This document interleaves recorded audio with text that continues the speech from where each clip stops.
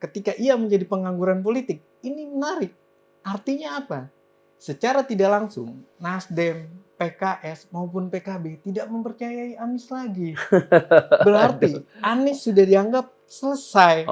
Apalagi kalah dalam berbagai hal di MK. Dengan banyaknya pengacara, dengan pengacara yang senior yang bagus, tapi tuduhannya itu tidak, dalil-dalilnya tidak tepat dan tepat, tidak terbukti, bahkan ya? Lemah. Dan ini malah menunjukkan bahwa mereka jauh-jauh hari sepertinya sudah tahu bahwa Anies ini adalah politisi yang menarik, tapi dia adalah politisi satu hari saja. Iya, jadi ketika Anies kalah, buat mereka ini kesempatan.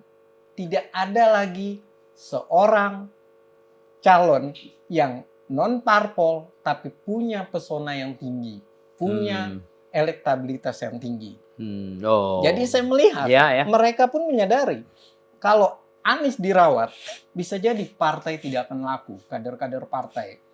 Karena kalau Anies dirawat, buat apa lagi kader-kader partai? Siapapun bisa menjadi calon presiden, siapapun bisa ikut di pilkada, yang penting adalah elektabilitasnya.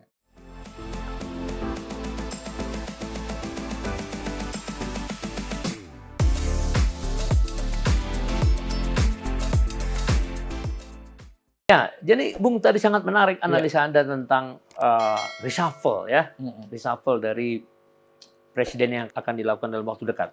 Nah, sekarang kita coba melihat lagi perkembangan politik yang terkini, di mana DPP PKS mengatakan bahwa Pak Anies tidak akan diajukan sebagai gubernur kembali, karena itu akan mendowngrade posisi Anies yang sudah tingkat nasional gitu. Jadi Anies nggak ingin diposisikan PKS menjadi orang setingkat gubernur daerah gitu. Nah, artinya apa? Dengan kata lain bahwa PKS sudah menyiapkan kadernya. Iya, kalau kita melihat hal ini, yang pertama kita harus lihat dari nasional dan DKI. Kalau dari nasional, ini jelas bahwa PKS kemungkinan masih oposisi dan bersama Anies. Jadi di Prabowo nanti ya? Iya. Nah, cuma dari level DKI, ini yang unik. Anies itu pada dasarnya sudah menyatakan dia menunggu proses MK dulu. Tapi PKS sudah memutus. Tidak. Padahal koalisi itu sempat dibangun. Koalisi bersama Nasdem, PKS maupun dengan PKB. Awal mulanya mereka tetap ingin membawa koalisi itu kepada DKI Jakarta. Awal mulanya. Nasdem pun sudah menyatakan tidak menginginkan Anies. Begitu juga PKB tentunya. Mereka juga memikirkan hal tersebut. Ya, karena isu yang dibawa oleh mereka satu suara. Bahwa Anies sudah levelnya nasional. Sudah capres. Iya. Jadi jangan lagi di downgrade jadi gubernur ya. Capres kalau dimasukkan ke gubernur malah levelnya turun. Namun pertanyaannya, kalau PKS melakukan itu, Anies akan kerja. Bagaimana Anies bekerja? Anies bagaimana akan melakukan personal branding kepada dirinya? Iya, karena dia jadi pengangguran politik. Nah, ketika ia menjadi pengangguran politik, ini menarik. Artinya apa? Secara tidak langsung, Nasdem, PKS maupun PKB tidak mempercayai Anies lagi. Berarti Anies sudah dianggap selesai. Apalagi kalah dalam berbagai hal di MK. Dengan banyaknya pengacara, dengan pengacara yang senior yang bagus, tapi tuduhannya itu tidak, dalil-dalilnya tidak tepat dan tidak terbukti, bahkan lemah. Dan ini malah menunjukkan bahwa mereka jauh-jauh hari sepertinya sudah tahu bahwa Anies ini adalah politisi yang menarik, tapi dia adalah politisi satu hari saja. Atau kalau di dalam sepak bola, dia hanya kerennya cuma satu liga saja gitu loh. Jadinya saya bisa melihat, jangan-jangan mereka sudah mengetahui hal itu sebelumnya. Iya, jadi ketika Anies kalah, buat mereka ini kesempatan. Tidak ada lagi seorang calon yang non-parpol tapi punya pesona yang tinggi, punya elektabilitas yang tinggi. Jadi saya melihat mereka pun menyadari kalau Anies dirawat, bisa jadi partai tidak akan laku, kader-kader partai. Karena kalau Anies dirawat, buat apa lagi kader-kader partai? Siapapun bisa menjadi calon presiden, siapapun bisa ikut di pilkada. Yang penting adalah elektabilitasnya. Satu itu. Yang kedua, Anies ini punya hubungan buruk dengan PKS. Karena jelas bahwa saat itu PKS menginginkan penggantinya Sandiaga Uno. Saat Sandiaga Uno digeser. Tapi yang terjadi apa? Anies memperlambat. Anies tidak ingin. Dan Anies malah memilih Ahmad Riza Patria. Dan PKS pun diabaikan. Artinya, ini saatnya PKS menyatakan bahwa ia harus punya kader yang masuk. Di DKI ya. Di DKI. Dan dia tidak mempercayai lagi orang non-partai didukung oleh beliau, oleh PKS. Tapi dia bisa menjadi kekuatan dari PKS. Karena Anies malah tidak pernah mempercayai PKS. Anies malah mempercayai Gerindra. Bukan PKS-nya. Padahal yang loyal adalah PKS saat itu. Dan itulah yang diharapkan oleh PKS. Tapi nggak bisa. Tapi PKS menyadari di nasional. Kalau PKS mau mendapatkan efek elektoral, maka PKS harus menggunakan Anies. PKS harus ada di Anies.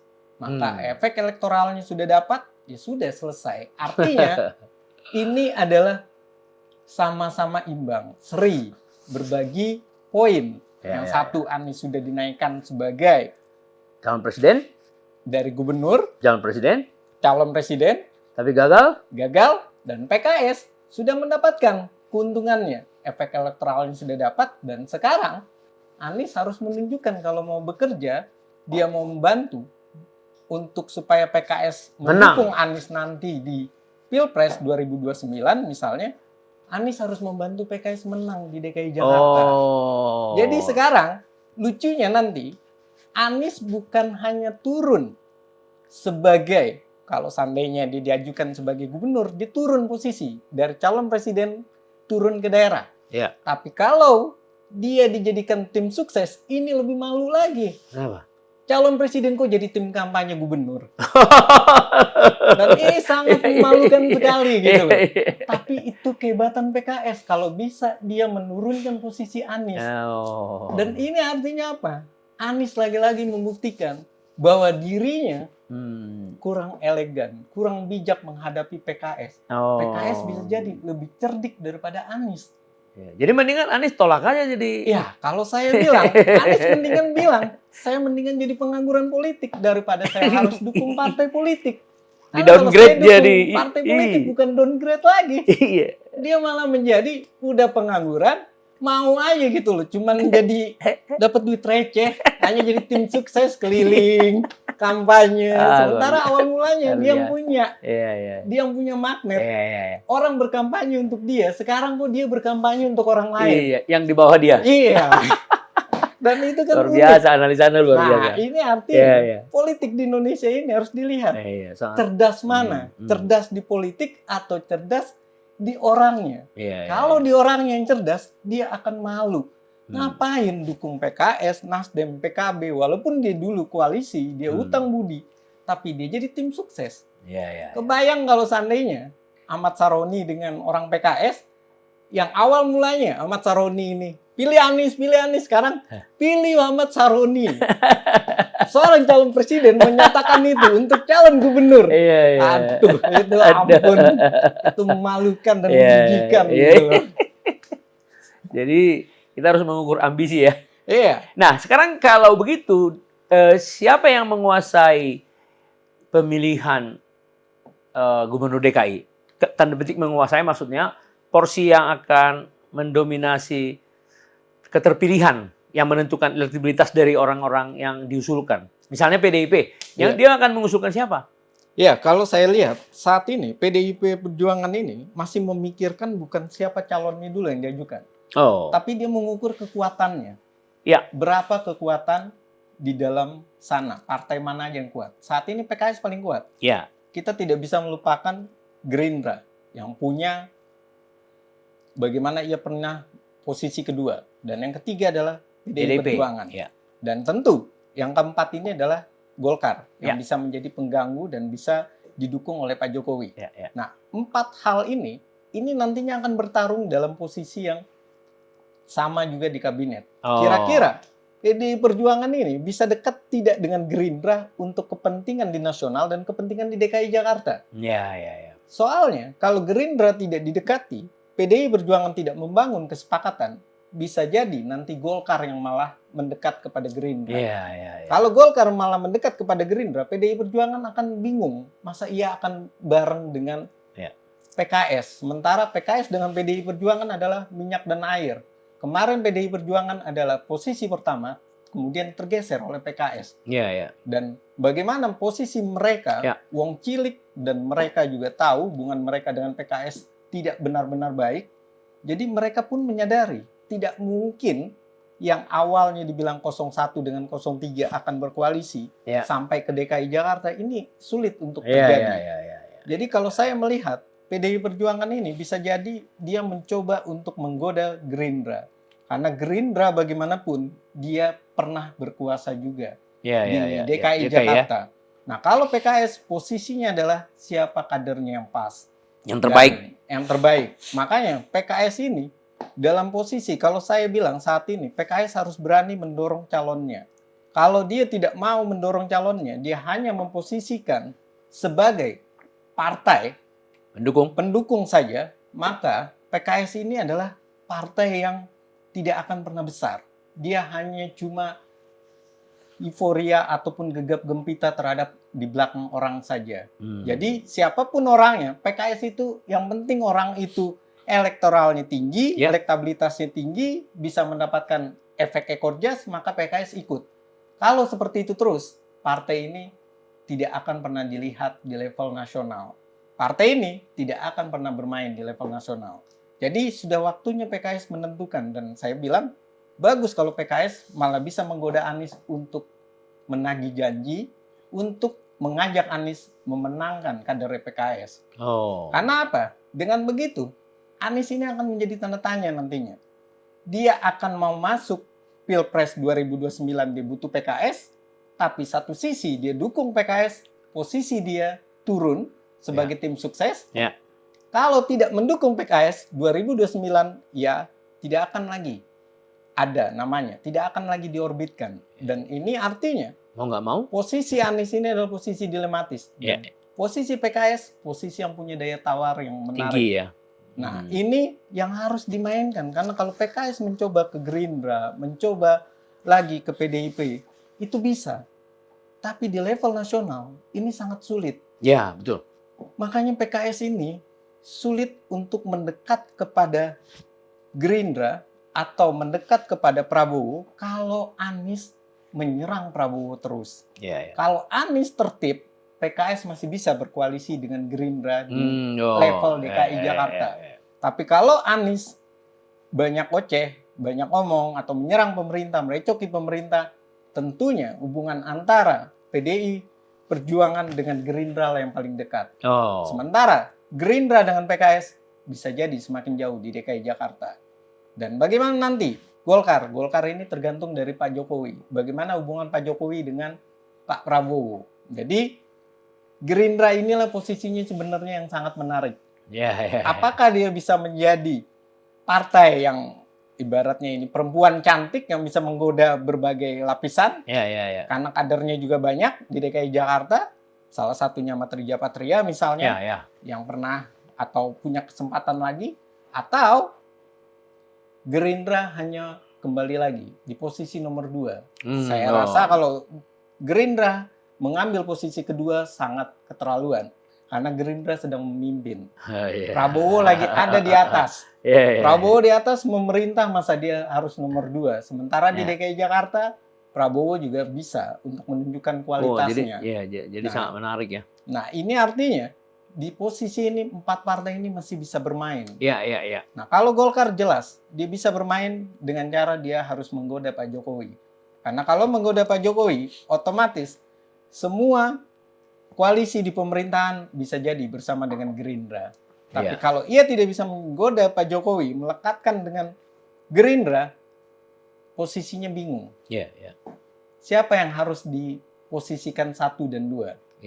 Kalau Golkar legowo untuk posisi nomor 2, ya. Ini yang menjadi pertanyaan. Golkar ini adalah partai lama, sementara Gerindra ini adalah partai pecahan dari Golkar. Masa seorang profesor diasuh, dipimpin oleh anak kecil? Nah, ini artinya Golkar ini akan dilematis nantinya. Dia yang pernah berkuasa, dia pernah memimpin, mau atau tidak di nomor 2 kan. Sementara dia harus mengakui. Tapi kalau melihat Golkar pragmatis di pemerintahan aja oke-oke saja, saya yakin bisa. Bisa. Cuma ya itu dia. Kuat atau tidak elektabilitas di antara keduanya Gerindra dengan Golkar. Karena yang sangat tinggi adalah pasti 3 partai ini. Dari PDI, Gerindra, dan PKS. Karena mereka yang punya pengalaman.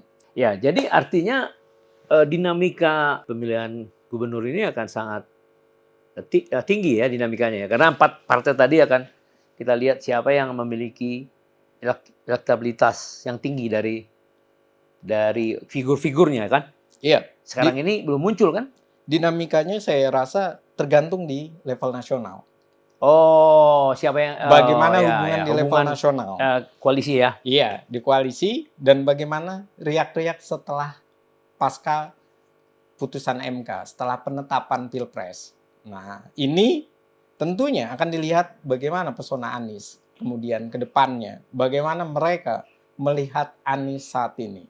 Nah, ini akan dilihat kembali oleh mereka. Tapi saya yakin bahwa Nasdem, PKS sama PKB, saya yakin sekali mereka berpikir bukan soal elektabilitas lagi, tapi mereka berpikir, masa iya partainya begitu banyak, partai begitu besar di Indonesia, mereka yang punya logistik, mereka nurut dengan 1 orang independen, 1 orang non-partai. Mereka diatur oleh mereka, oleh Pak Anies. Dan ini saya yakin yang dibilang oleh Pak Surya Paloh ketika ia berbicara kepada wartawan dengan berkelakar, kalau bukan di pemerintahan kemana? Nah, ini artinya dia udah sadar, nggak mungkin Surya Paloh di bawah kakinya Anies. Nggak mungkin Surya Paloh diatur-atur oleh Anies. Tentu ini adalah suatu hal yang akan memalukan. Kalau non-partai diusung terus, tapi partai politiknya tidak mendapatkan elektabilitas yang terbaik. Dan inilah yang terjadi oleh Nasdem. Nasdem tidak mendapatkan elektabilitas yang terbaik setelah Anies didorong. Dan mau Nasdem membayar itu, saya rasa banyak pikiran, banyak kalkulasi yang saya yakin lama keputusan mereka. Jadi level nasional itu menentukan level di daerah. Berikutnya, Pak Jokowi ini menentukan hubungannya dengan Pak Prabowo. Bisa atau tidak pilkada ini dijalankan mengikuti pola dari nasional. Dan tentunya kalau mengikuti pola nasional yang paling diuntungkan adalah Golkar. Karena Golkar mendapatkan suara yang kedua. Dan Golkar tentu merasa bahwa ia punya kans. Dan Golkar selalu bilang bahwa ia yang berjasa kepada Gerindra. Dan tentunya Pak Jokowi tidak mungkin mendorong Kaisang atau mendorong PSI. Dan ini sangatlah susah karena kan PSI tidak ada di parlemen. Jadi lagi-lagi ini adalah alatnya Golkar nantinya, Pak Jokowi. Bagaimana dia bisa dimainkan oleh Golkar juga. Dan sementara PDI Perjuangan masuk melalui Pak Prabowo. Sedangkan PKS masuk melalui menyingkirkan Anies, tapi membangun hubungan dengan Anies. Jadi PKS ini ingin mencoba bisa saja membangun atau mencari wakilnya Anies nantinya dari kader PKS untuk Anies di 2029. Bisa dia mencoba membangun narasi itu. Tapi dengan konsekuensi Anies harus bantu dulu PKS. Menarik. Artinya Anies mau atau tidak, brandingnya dia turun menjadi tim sukses. Nah, ini yang harus dipelajari, bisa kita amati. Siapa calonnya ini saya rasa belum kentara. Mereka menggodok bagaimana situasi politik nantinya. Nasional. Jadi nasional koalisinya akan menentukan siapa yang akan jadi pemenang ya. Dan siapa yang akan diusulkan, figur-figur mana kan ya. Karena memang kingmaker-nya ini ya bisa jadi 3 orang itu, Ibu Megawati, Pak Prabowo sama Pak dan Jokowi. Pak Jokowi. Nah, kemudian mengenai Anies yang Anda bilang tadi akan membantu calon dari PKS, dari sudut Anies ketimbang pengangguran kan lebih bagus kan, Pak? Iya, dari sudut itu memang lebih Karena kan bagus. nama dia akan naik terus, terlepas dari posisinya. Turun ya. Ya. Ya, terlepas dari turun, pasti Anies berpikir bahwa ia akan lebih baik. Iya. Karena dia akan terus memperoleh efek elektoral.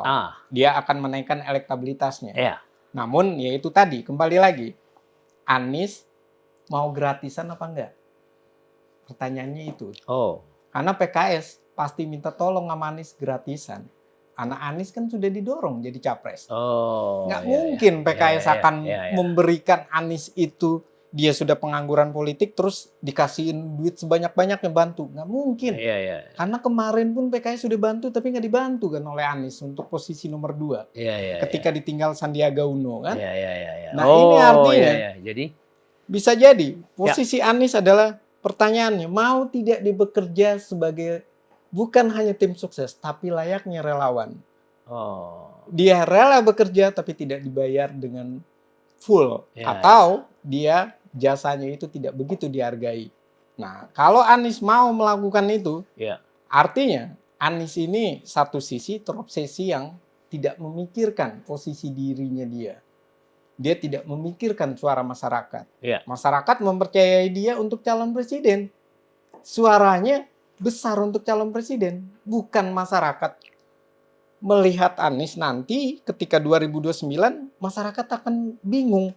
Ini calon presiden kok kemarin jadi tim sukses, kemarin tim sukses jadi orang yang mensukseskan calon presiden. Dan ini sangat jelek sekali. Dari sisi akademik sangat jelek bahwa Anies ini mencontohkan orang yang kehilangan etika dalam berdemokrasi, dalam berpolitik. Karena apa? Dia semuanya diambil. Yang penting tidak jadi pengangguran politik. Padahal di dalam politik, Anies selalu bilang, yang terpenting itu adalah cara-cara penuh etika. Cara-cara yang terbaik, cara-cara yang benar-benar bisa menunjukkan bahwa dia bermartabat. Nah, kalau Anies seperti itu, berarti Anies politisi yang tidak jauh beda dengan orang-orang yang dianggap tidak beretika. Anies ya etikanya kurang dalam berpolitik. Haus kekuasaannya begitu tinggi. Kalau Anies sampai mengambil itu. Karena pasti PKS tidak akan, dan kita tahu lah logistiknya PKS tidak sebanyak logistiknya Nasdem. Begitu juga distribusi medianya. PKS sangat minim. Dan PKS itu kuat karena mobilisasi massanya, solid karena kadernya bergerak, dan kalau itu dilakukan berarti Anies tidak jauh beda seperti waktu mensukseskan menjadi tim suksesnya Pak Jokowi. Ia hanya menjadi orang-orang yang ya nanti kita masuk posko sini ya, kita nguatin posko ini ya, dan sangat sayang seorang Anies Baswedan yang harusnya ahli strategi, dia harusnya visi misi dia jago. Ternyata dia hanya menjadi juru tulis atau juru strateginya dari calon gubernur malah. Dan itu memalukan kalau saya melihat. Jadi saya kira menarik ya analisanya, dan itu kan akan terjadi bulan November. Tapi konon katanya akan dimulai bulan Mei semua kegiatannya ya, setelah penetapan MK dan seterusnya ya. Bulan April atau Mei ini tentunya ini akan sangat menentukan. Dinamika. Dan tentu setelah penetapan ini pun hubungan Jokowi sama Pak Prabowo ini panas dingin. Saya yakin hubungannya ini udah bukan lagi hubungan yang menarik, tapi bisa jadi hubungan yang semakin terlihat apakah ada gesekan atau tidak. Dan Pak Jokowi tentunya akan menjaga supaya jangan terjadi gesekan. Karena dia butuh panggung setelah dia tidak menjabat. Kalau dia tidak menjabat, dia tidak punya panggung, otomatis karirnya bisa dihabisi oleh partai-partai yang punya masalah dengan Pak Jokowi. Dan ia pun juga memikirkan hal itu. Saya yakin seorang Pak Jokowi itu sudah mengerti. Karir dia bisa bukan sekedar turun, tapi dibikin tamat ketika ia sudah tidak punya jabatan. Dan ini adalah kita melihat, ya itu tadi, tiga kekuatan lagi bertarung. Apakah Ibu Megawati, Prabowo, atau Pak Jokowi yang paling kuat? Oh. Di antara ketiganya, mereka akan berebut pengaruh ini. Ya. Terima kasih, Bung. Ya, ceritanya cukup menarik dan kita akan masih menunggu lagi ya dinamika yang akan datang ya. Kita akan analisa lagi setelah bulan depan. Iya. Terima kasih.